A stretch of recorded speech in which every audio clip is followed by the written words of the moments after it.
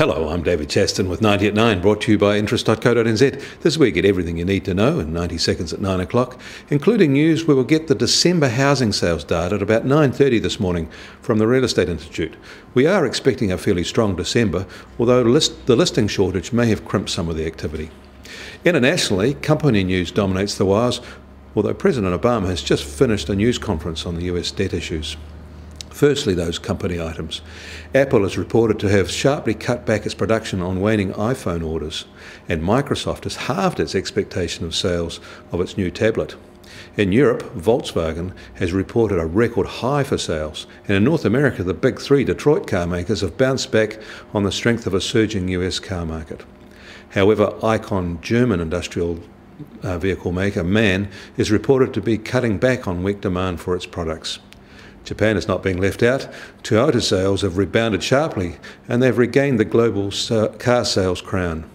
And probably most importantly, Fung, a huge Hong Kong-based buying house for many of the world's biggest retailers, has reported a shock profit warning.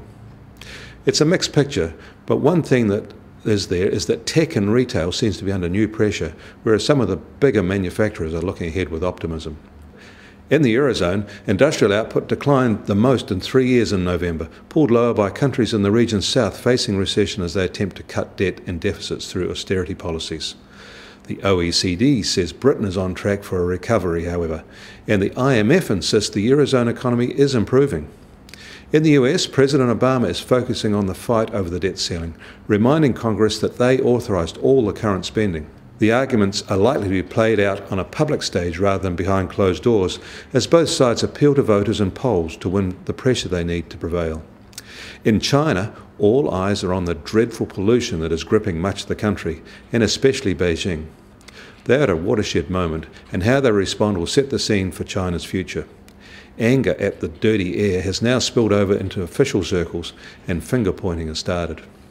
The New Zealand dollar starts today at 84 US cents, 79.6 Aussie cents, and the TWI is at 75.3. Check back at 9:30 for those housing sales updates. I'm David Chaston, and that was 90 at 9, brought to you by interest.co.nz.